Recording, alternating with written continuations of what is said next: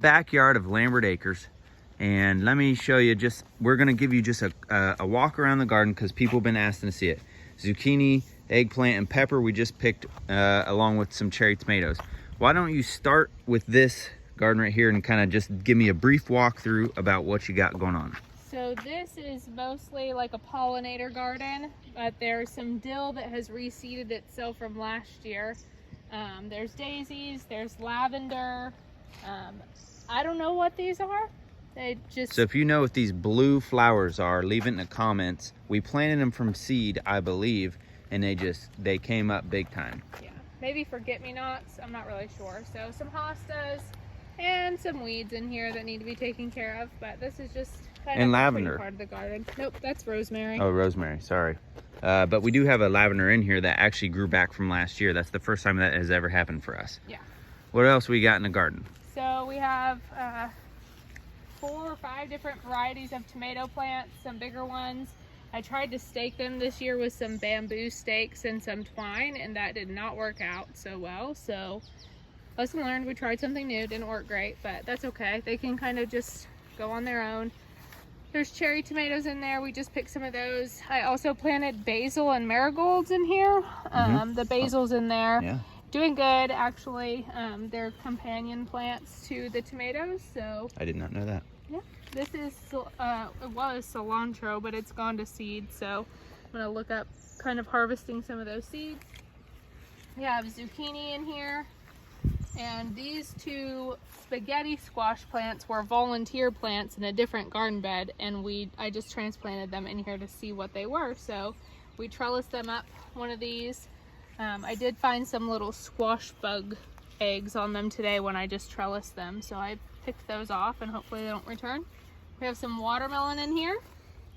There's one of the baby watermelons. There's a couple of good sized ones in here as well. There's one. Oh yeah. So that's kind of exciting. It's nice to grow your own watermelon. It is nice to grow your own watermelon. Jalapenos, some marigolds, eggplant, and these were onion that were from the grocery store that we used, and you basically have the top. I buried it, and I also buried the bottom in there, and they grew back. So that's pretty cool. Then we have the asparagus bed, which is mine because I transplanted it. So this is mine, and Tiana put lettuce and basil, which is another companion planting. We had 4 lettuce plants in here. I cut them all down last week before we went out of town. And that is the last remaining one, which it is bolting because it's been so hot. So that needs to be harvested as well. Or that's a lot of lettuce. Gonna go to waste. Tiana likes lettuce, so. Nick doesn't like salads. No, I don't. But these ones actually are strawberry boxes. These 2, and then we have volunteer tomato plants. Volunteer tomato plants. Same for that one. It's nothing. Yeah, but we're gonna put the chickens in probably these and let them kind of go through and eat that. But green peppers, yellow peppers, red peppers. The peppers are pretty big. You saw the one we just picked, but so the peppers are doing good, I think. Yeah. 2 more volunteer tomato plants. Kale and cucumbers. Kale and cucumbers. A lot of kale. Kale, yeah. I don't like kale either, but Tiana does, so she's healthy. Yep. What's this plant right here? A calla lily, I believe. Calla lily. Okay. Let's check out this. What you got in this garden bed right here? Oh my gosh, more dill. And these are also just mostly So this is all dill right here, because so basically we just kind of harvest it and use that as a herb. Yeah, and I let it go to seed because we use the seed for pickles. Yep. So we have some zinnias in here, black-eyed Susans, more of those blue flowers. Butterfly bush. There's different kinds of lilies in here, irises, and this is actually a milkweed. Yeah, so for the butterflies. So this was actually when we built these 2 gardens, these in between or near the vegetable gardens. This was designed to be a butterfly garden, and that one was designed to be a bee pollinator garden. That's what those 2 garden spaces are. And then what do you got going on here? Lemon balm, mint, and chocolate mint, and peppermint. Spearmint in there too? No. No? Lemon balm, mint, chocolate mint, peppermint. Sounds like you just said that. That's a lot of mint. we constantly give this stuff away. Like people will come and cut it and take like a grocery bag full of it. Dig it up and plant it. Yeah, dig it up and plant it at their house. This is a new area that we just did this year. So we just planted a few things in it. Just needs a little TLC, but that's a brand new area. We have our greenhouse, which I have my baby pawpaw trees in. And then we have this right here is like an extension of that area because this is where the strawberry boxes were. Where are these ones? Bee balm. We have 2 bee balms, one right there, one right there. And then we have about 5 bunches of rhubarb. Boom, boom, boom. And then back there were rhubarb. And then chives. The chives spread, so we're gonna let them spread and it's not hurting anything. No. And then some other pollinator plants. We have like a little Japanese maple tree in here. It came with the house.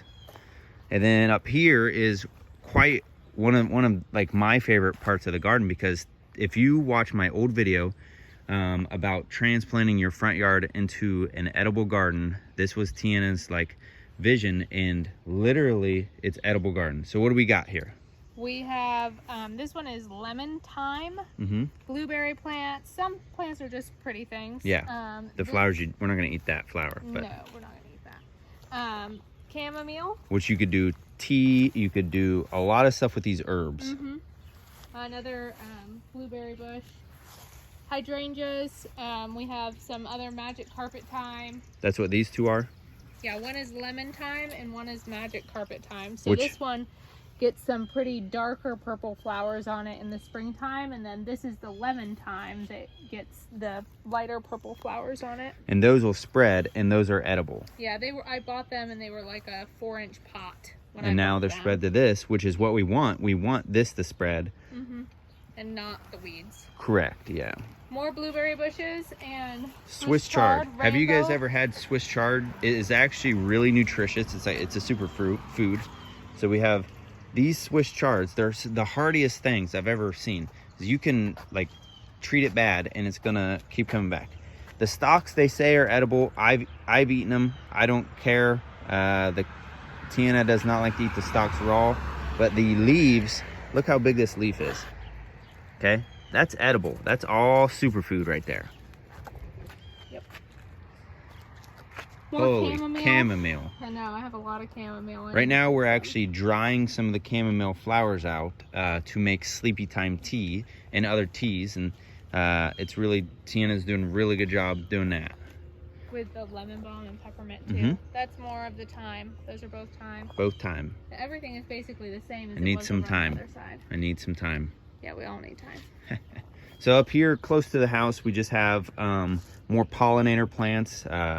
This was to bring like things like bees and stuff past these, and plus it looks really nice next to the house. So we got like some coneflowers, right?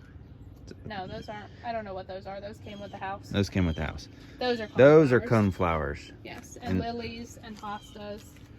Just your typical, like we plant it because it's pretty kind of plant. World's best coneflowers right there.